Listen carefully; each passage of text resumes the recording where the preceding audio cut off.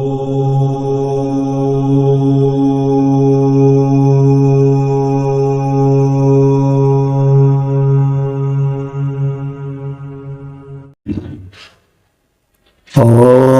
ईशान सवितर दुर्तान परासु यद भद्रम तन्नयासु। ओम भद्रम कर्णेभिः शृणुयाम देवा भद्रम पश्येमाक्षिभिर्यत्राः स्थिरैरङ्गैस्तुष्टुवासस्तनुर्भिर्विषेमहि देवहितं यदायुः। ओम वेद प्रेमियों सुधी श्रोताओं, संप्रति हम सब यजुर्वेद के 12वें अध्याय के 15वें मंत्र की व्याख्या में प्रवेश करने जा रहे हैं।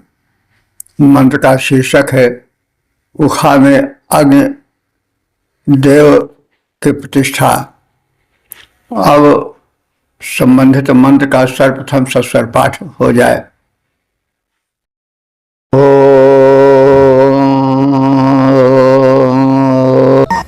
सीदत्वं मातुरस्या उपस्थे विश्वान्यग्ने वायुनान् विद्वान्ना मयिनान्तपासामार्चिखाभिषोचिरन्तारस्यात्पुंशक्रज्योतिर्विभाहि। इस 15वें मंत्र में उखा नाम के पात्र को संबोधित किया जा रहा है कि वह यज्ञवेदी में और अपने यथेष्ट स्थान पर विराजमान हो और अग्नि उसे अधिक बाधित न करे। उखा के विषय में बताया गया है कि यह एक प्रमुख यज्ञीय पात्र है, पतीली के रूप में इसे कह सकते हैं। इसमें पुरोडाश आदि यज्ञीय सामग्रियां पकाई जाती थी। अग्नि हे हित में आगे रहने वाले प्रज्वलित देवता अग्नि, विश्वानि वयुनानि, विश्वानि माने संपूर्ण, वयुनानि माने कर्मों के। तुम विद्वान हो, जानने वाले हो। और संप्रति उखाया उपस्थित, उखा के यज्ञीय पात्र के जो पतीली रूप में होता है उसके उपस्थ माने गोद, उसके उपस्थ में गोद में विराजमान हो जाओ। सीध माने बैठो, यानी उखापात में तुम्हारा प्रवेश हो। ये नाम, इसको माने इस उखा पात्र को तपसा हे अग्निदेव, ताप द्वारा मां अभिशोची अधिक मत संतापित करना, यानी तुम्हारा ताप इसमें बहुत अधिक मात्रा में ना प्रविष्ट हो। अर्चिषा, अर्चि कहते हैं ज्वाला को। अर्चिषा माने ज्वाला द्वारा।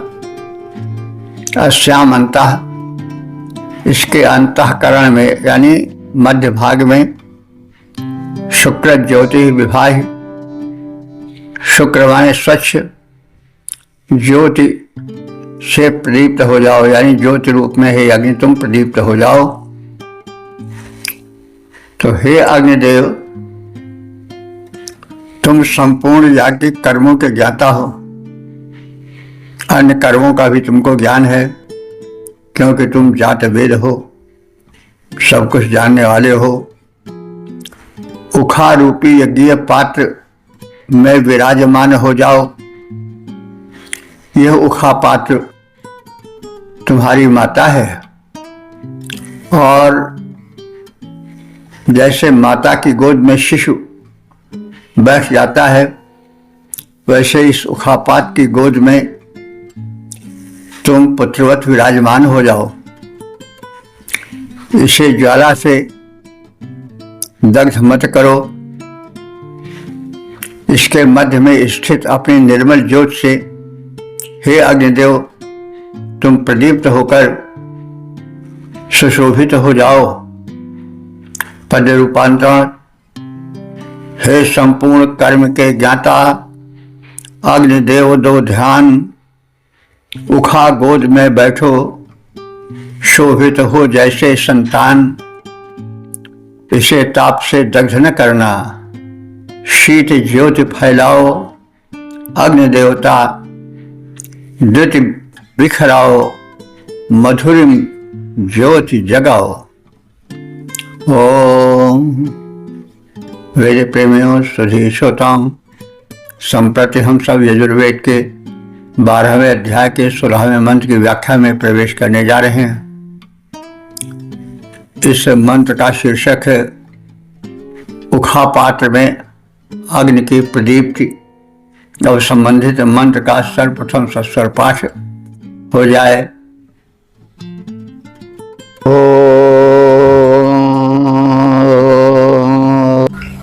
अंतरग्ने रुचात्वा मुखायाः सदमे स्वे तस्यास्त्वग्गो हरसात पंजात वेदाः शिवो भव।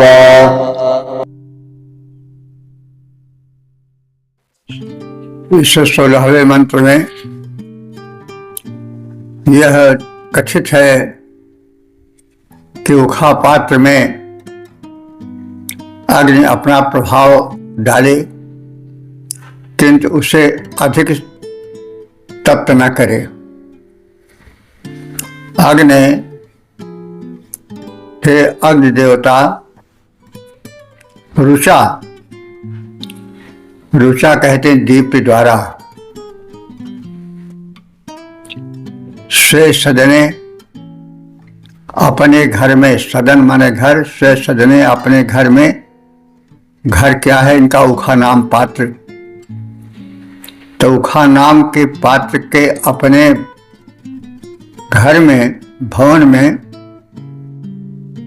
उसके अंतः भीतर जात वेदः हे सर्वज्ञ अग्निदेव तुम हर्षा तपन, तुम ज्योति से तपते हुए भी, हर्षा माने ज्योति द्वारा, तपन माने तपते हुए भी, तस्या शिवा भव उस पात्र के कल्याणकारी बनो। यानी पात्र में तुम्हारा तपना आवश्यक है क्योंकि वह पतीली है, उससे प्रोडासाज तपते हैं, लेकिन उसको अधिक संतप्त भी मत करना। यह एक भावनात्मक संबंध है। जब किसी वस्तु से ऋषि आग का भी संबंध जोड़ लेता है तो उसके प्रति उसकी आत्मीयता जैसी स्थिति हो जाती है। तो हे अग्निदेव अपनी ज्योति द्वारा प्रकाशित अपने इस आवास उखा नामक यज्ञीय पात्र में तुम प्रदीप्त हो जाओ। हे सर्वज्ञ अग्निदेव अपनी ज्योति द्वारा तप्त होते हुए भी उस उखा पात्र को संतप्त मत करना, अपितु कल्याणकारी बनकर आना, अपनी उपस्थिति को कल्याण रूप में प्रकटित करना। हे अग्नि आवास तुम्हारा उखा पात्र गुणकारी पद रूप का कथन है।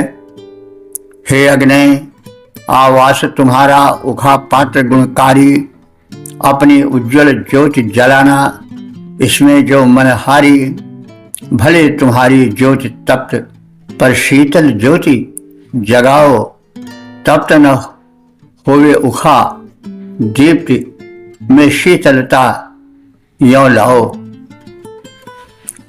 हो वेद प्रेमियों सुधी श्रोताओं, संप्रति हम सब यजुर्वेद के 12वें अध्याय के 17वें मंत्र की व्याख्या में प्रवेश करने जा रहे हैं। मंत्र का शीर्षक है उखा पात्र में स्थिर होने हेतु अग्निदेव से निवेदन। अब संबंधित मंत्र का सर्वप्रथम सत्सर पाठ हो जाए।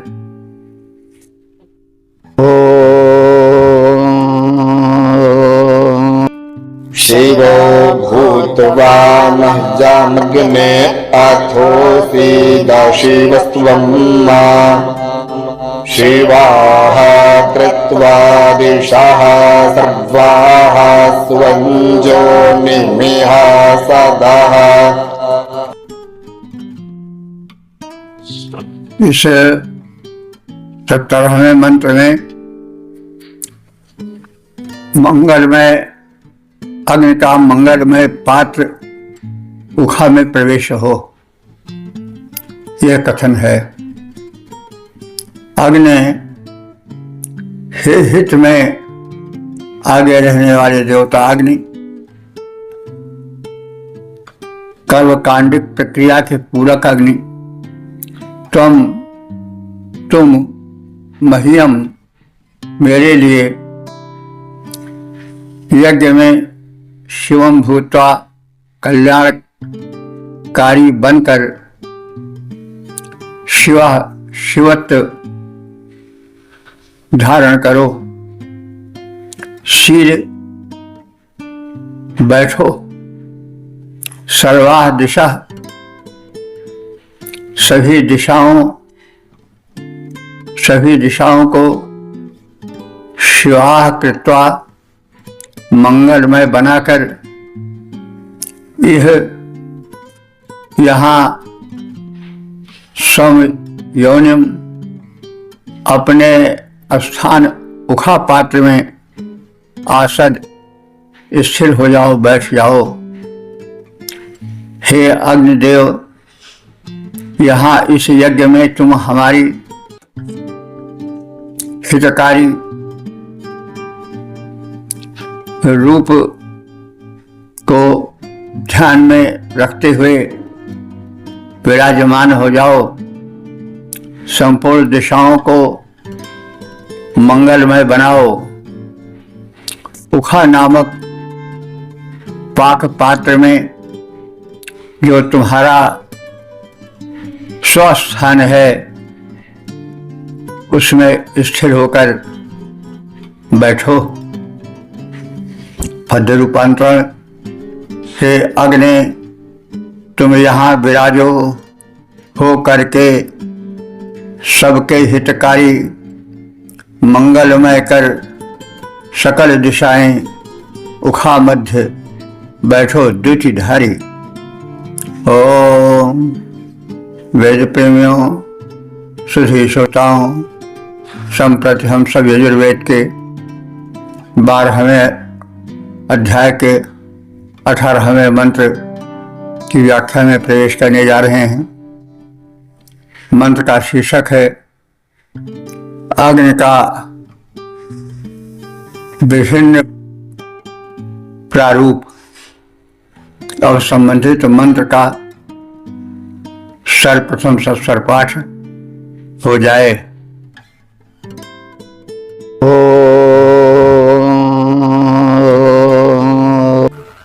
देवस्पार प्रथमं जज्ञे अग्निरस्मद्वितीयं पारिजातवेदाः तृतीयामप्सु नृमाणा आदसरामिन्धान एनं जरते स्वाधीः।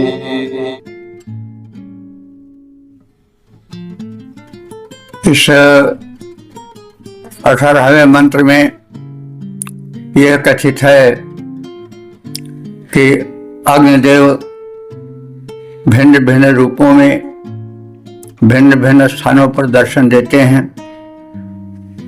जो अग्निदेव द्विलोक में सूर्य रूप में चमकते हैं, मेघों में विद्युत रूप में दमकते हैं, वे ही यज्ञ भूमि में, यज्ञ वेदी में अग्नि रूप में प्रकट होकर आहुति ग्रहण करते हैं।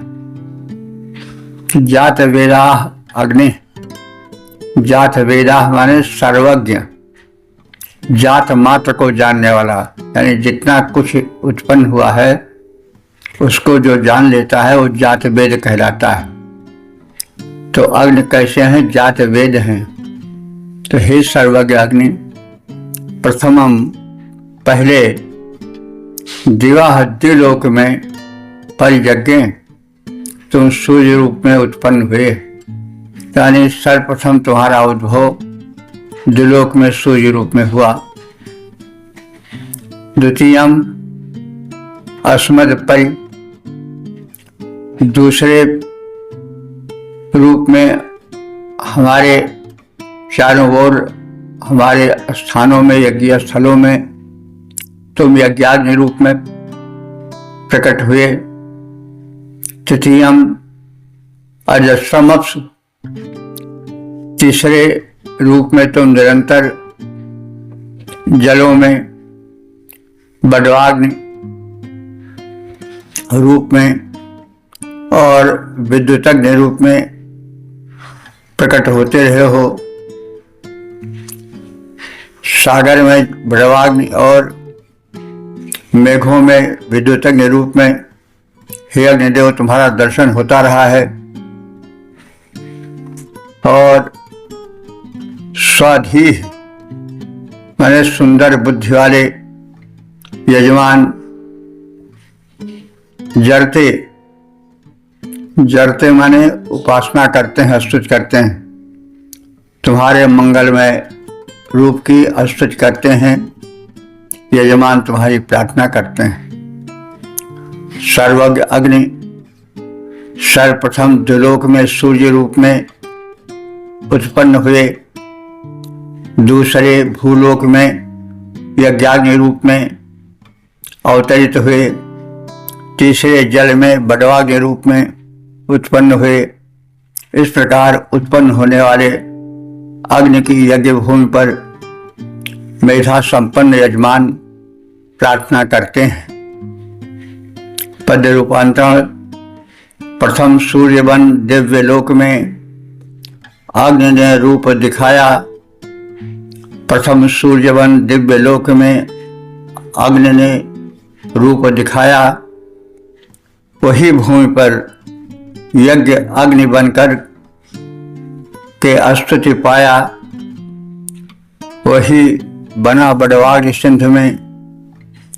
वही अग्नि व्यापक द्युतिमान बहुआयामी, उसी अग्नि की स्तुति करें चतुर यजमान।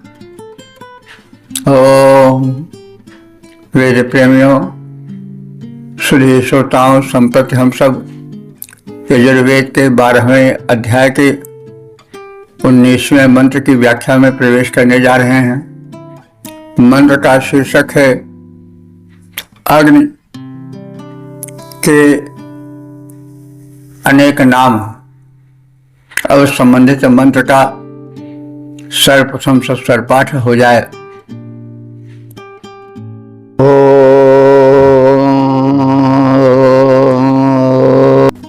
विदमाते अग्नेत्रे धात्रायाणि विदमाते धामद्विभेता पुरुत्रा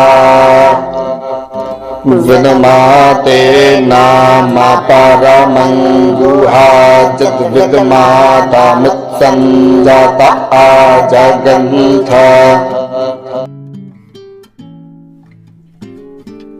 इस 19वें मंत्र में यह कथित है कि यद्यपि अग्नि के अनेक नाम हैं, अनेक रूप हैं, लेकिन हम उनसे परिचित हैं। जो जितना बड़ा होता है उसके उतने नाम होते हैं। नाम का आधिक्य व्यक्ति या वस्तु के महत्ता को सूचित करता है। अग्नि, हे अग्निदेव, ते तुम्हारे त्रेधा त्रिधा में 3 प्रकार के रूप हैं जो विशेष प्रसिद्ध हैं। वे हैं सूर्य, अग्नि और बड़वाग्नि। तो हम इन्हें आविद्म जानते हैं। पुरुत्रा बहुत स्थानों में तुम विद्यमान हो, उसके हिसाब से तुम्हारे अनेक नाम हैं, उसे भी हम जानते हैं। जैसे गार्हपत्य और आह्वनीय, अन्नहार्य, पचन, आग्निध्र आदि अनेक नाम जो तुम्हारे लोक में प्रसिद्ध हैं, उनका हमें ज्ञान है। विद्म हम जानते हैं। यत ते जो तेरे परमम गुहा नाम जो तुम्हारे परम गुप्त स्थान है, उनका भी हमें ज्ञान है। आविद्म और हम भली प्रकार से जानते हैं। तम उत्सम उस मूल स्रोत को आविद्म हम भली भांति जानते हैं। यतः आज गंध जहाँ से तुम प्राप्त हुए हो, उस मूल स्थान को भी हम जानते हैं।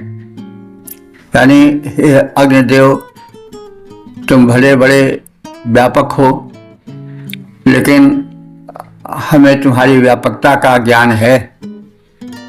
तो हे अग्निदेव, सूर्य, अग्नि और बड़वाग्नि जो तुम्हारे 3 मुख्य तेज हैं या धाम हैं, उन्हें हम जानते हैं।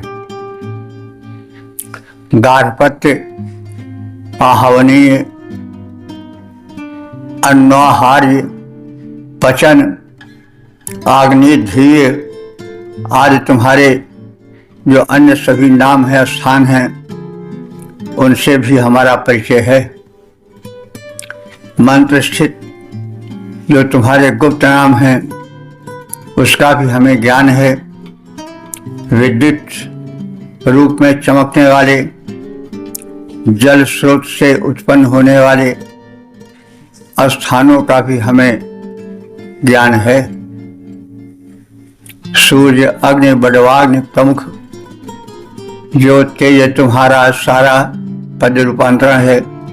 सूर्य, अग्नि, बड़वाग्नि प्रमुख जो तेज तुम्हारा सारा अग्निदेव है। ज्ञान हमें वो सारा तेज तुम्हारा। गार्हपत्य, अन्नहार्य आदि जो हैं स्थान तुम्हारे। विद्युत आदि जो रूप तुम्हारे परिचित हमको सारे। ओम वेद प्रेमियों, सुधी श्रोताओं, संप्रति हम सब यजुर्वेद के 12वें अध्याय के 20वें मंत्र की व्याख्या में प्रवेश करने जा रहे हैं। मंत्र का शीर्षक है अग्नि के विविध रूप। अब संबंधित मंत्र का सर्वप्रथम सस्वर पाठ हो जाए।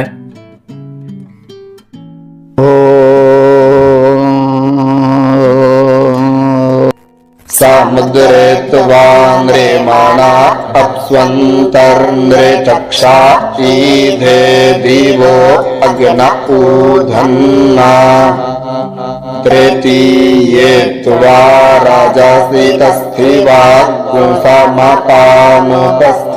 महिखा आवर्धन्ना। इस 20वें मंत्र में अग्नि के विविध रूपों और भिन्न भिन्न उपयोगिताओं के विषय में कथित है। अग्नि हे हित में आगे रहने वाले देवता अग्नि। निर्मला, निर्मला माने मेधावी मनुष्यों ने तुम्हें समुद्रे इधे समुद्र में बड़वा के रूप में पहचाना है। निर्चक्षा तेजस्वी प्रजापति ने अपसु अंतः, अपसु माने जल के यानी मेघ से जल के अंतर्गत तुम्हें विद्युत रूप में समझा है। और तीसरे रूप में रजस तस्वांशम, रजस माने द्विलोक में तेजोमय रूप में, तस्वांशम माने स्थित तुम्हारे प्रारूप को पहचाना है, सूर्य रूप में तुम्हें जाना है। महिषा अपाम उपस्थे अवर्धन, महिषा माने महान, बल विक्रम तेज बुद्धि वाले। वैसे महिष शब्द तो लोग भैंसे के रूप में जानते हैं, लेकिन यह शब्द बाद में रूढ़ हुआ भैंसे के लिए, क्योंकि भैंसा बलशाली होता है। प्रारंभ में वेदों में महिष का रूप बलशाली या शक्तिशाली या प्रबल के रूप में है। तो महान महिषा माने महान प्रबल इच्छा वालों ने तुम्हें समझा। और अवर्धन तुम्हारा विकास विविध रूपों में किया, यानी अग्नि का भिन्न भिन्न रूप है। विद्वानों ने, वैज्ञानिकों ने अग्नि के रूप वैभिन्न को भिन्न भिन्न रूपों में, यंत्रों के रूपों में पहचाना, जाना, उसका प्रयोग किया।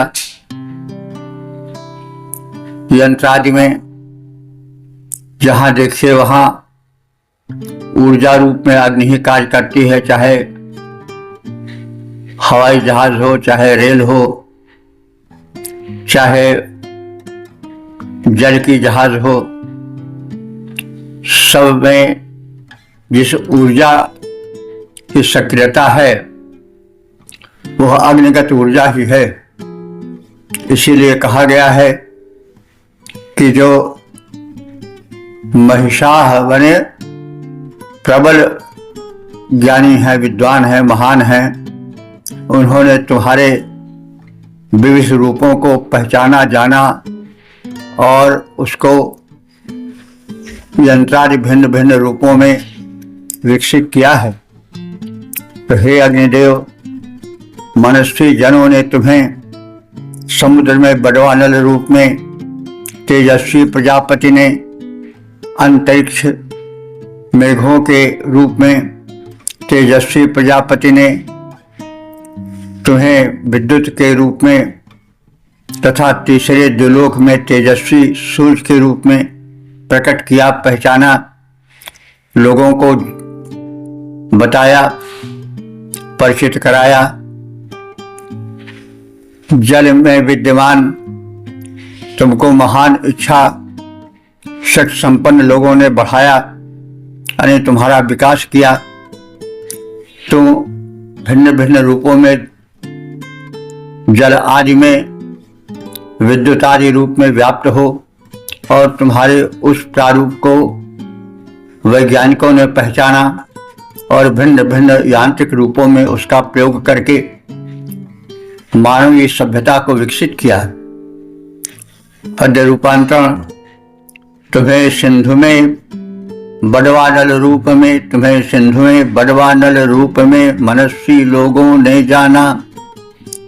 हे अग्नि देवता, तुम्हें सिंधु में बड़वानल रूप में मनस्वी लोगों ने जाना।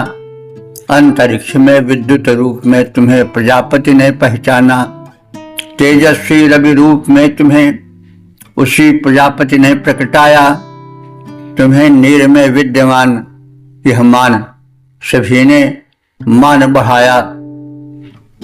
ओ वेद प्रेमियों, सुधी श्रोताओं, संप्रति हम सब यजुर्वेद के 12वें अध्याय के 21वें मंत्र की व्याख्या में प्रवेश करने जा रहे हैं।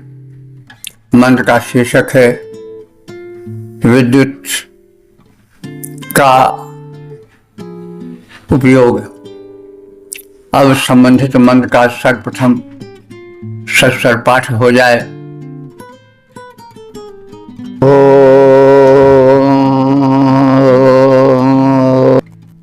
अक्रन्दादग्निस्तानायन्निवतयौः क्षामारेरिहद्वीरुधः समञ्जन्ना सद्यो दधियानो द्विहिमिद्धो अखियादासो दसी भानुना भात्यन्ताः।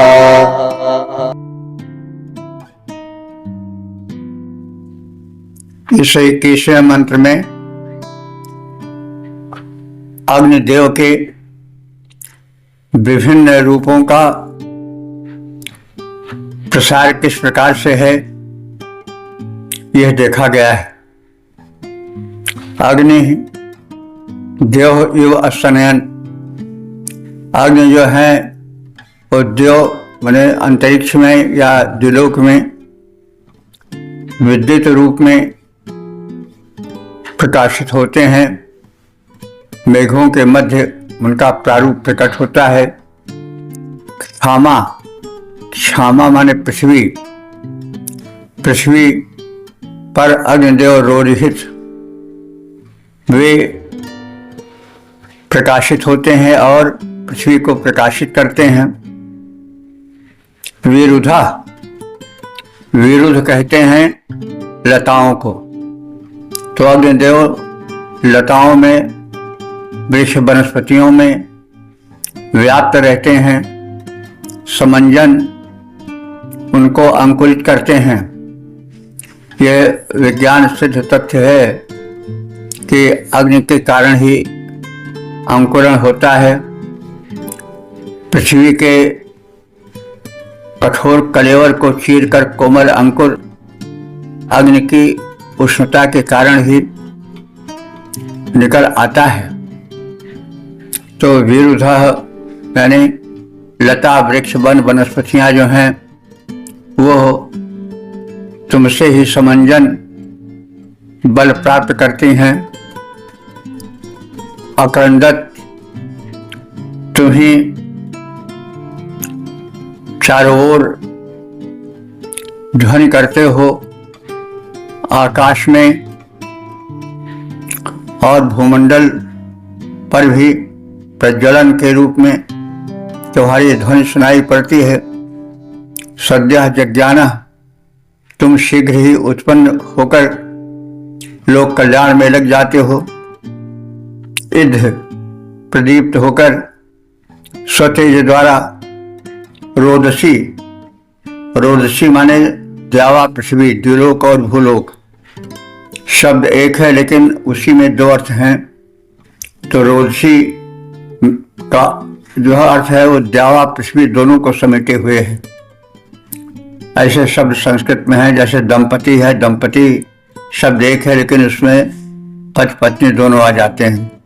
वैसे रोदसी में जो है वो द्याव माने द्युलोक और भूलोक दोनों के अर्थ एक ही शब्द रोदसी में समाये हुए हैं। तो तुम रोदसी यानी द्यावा पृथ्वी के मध्य भानुना अपनी किरणों द्वारा आभा माने प्रकाशित होते हो, आभा फैलाते हो। हे अग्निदेव, द्युलोक में मेघों के समान तुम गर्जन करते हो।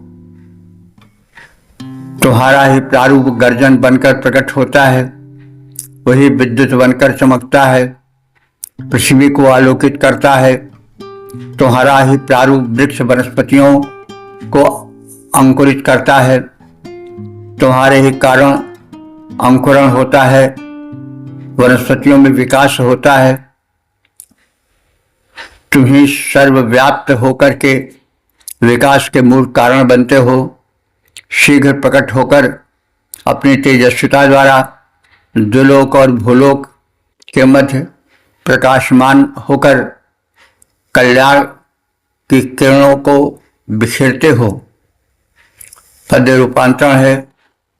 विद्युतग्नि घन में गर्जन रत, भू में आलोक बिछाती है, विद्युत अग्नि घन में गर्जनरत भू में आलोक बिछाता है, अंकुरण बना बल्लरियों में ऊर्जा बन स्वयं समाता है, निज तेजस्विता प्रकट करते हैं अग्निदेव यों गर्जमान अवनी अंबर के मध्य प्रकाशित करते निज ऊर्जा महान।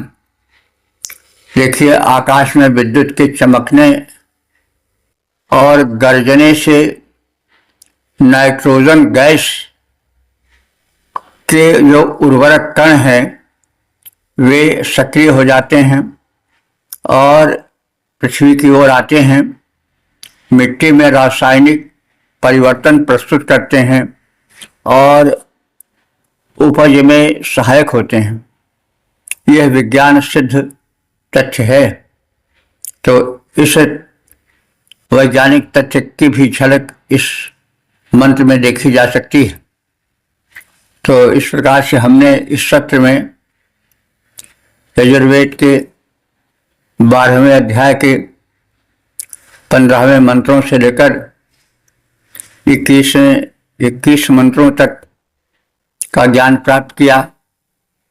कुल 7 मंत्र हमने इस सत्र में जाना, उनका संक्षिप्त परिचय प्राप्त किया। प्रारंभ के 3 मंत्रों में उखा पात्र का कथन है। उखा पात्र के विषय में जानते हैं, यह पतीली की तरह पात्र होता था, मिट्टी से बनाया जाता था, फिर सुखाया जाता था, फिर अग्नि में तपाया जाता था, फिर उसमें जो है वह पुरोडाश आदि का यज्ञीय सामग्रियों का पाचन होता था। और उखा पात्र का बड़ा महत्व है। उखा पात्र के विषय में पिछले अध्यायों में और मंत्रों में बहुत कुछ कहा गया है। तो उखा पात्र की महत्ता, उसकी उपयोगिता, अग्निदेव से उसके संबंध जोड़ने और यह कहने कि हे अग्निदेव तुम तीव्र हो, उखा पात्र में अपनी तीव्रता दिखाना, लेकिन ऐसी न दिखाना कि वो चिटक जाए। तो इस प्रकार से उखा पात्र के विषय में कथन है। फिर यज्ञ महत्ता का कथन है और जो अग्निदेव का व्यापक प्रारूप है उसके विषय में प्रकाश डाला गया है। अग्निदेव ही द्युलोक में सूर्य बनकर चमकते हैं, वे ही अंतरिक्ष में विद्युत बनकर और भूमि में गार्हपत्य अग्नि बनकर यज्ञवेदी आदि में उन्हीं का प्रज्वलन देखा जाता है। दीप आदि के रूप में वही दिखाई देते हैं। इसलिए अग्निदेव सर्वव्यापक हैं। वे मनुष्य के शरीर में भी व्याप्त हैं। जठाग्नि के रूप में, ताप के रूप में, नेत्रों में ज्योत के रूप में उन्हीं का प्रकाश है। तो अग्निदेव की महत्ता बहुत अधिक है। उनके वैज्ञानिक प्रारूप को भी पहचाना गया है। जब विद्युत बनकर वे चमकते हैं तो उससे जो उत्पादक कण होते हैं वे सक्रिय होते हैं और पृथ्वी में आकर वे वन वनस्पतियों के विकास में सहायक बनते हैं। तो इस प्रकार से अग्नि की महत्ता का धार्मिकता के साथ साथ वैज्ञानिकता का भी पुट देखा जा सकता है इन मंत्रों में। और वेद तो धर्म के साथ साथ जीवन की व्याख्या के रूप में भी देखे जा सकते हैं। जहाँ तहाँ विज्ञान के सूक्ष्म सिद्धांत भी वेद मंत्रों में छिपे हुए हैं। वेद मंत्रों के अध्ययन की परम आवश्यकता है। वेदाध्ययन के द्वारा हम बहुत कुछ अभी संसार को दे सकते हैं। हो सकता है कि तमाम वे सूक्ष्म ज्ञान हमें वेद मंत्रों से मिल जाए जो अभी तक विज्ञान नहीं पकड़ सका है। तो इसलिए निवेदन है कि वेद मंत्रों का विशिष्ट अध्ययन, उसका गहन चिंतन हो और उसको धार्मिक दृष्टि से ही नहीं वैज्ञानिक दृष्टिकोण से भी देखा जाए। इस निवेदन के साथ ओम सर्वे भवन्तु सुखिनः, सर्वे सन्तु निरामयाः सर्वे भद्राणि पश्यन्तु मां कश्चित् दुःख भाग् भवेत्।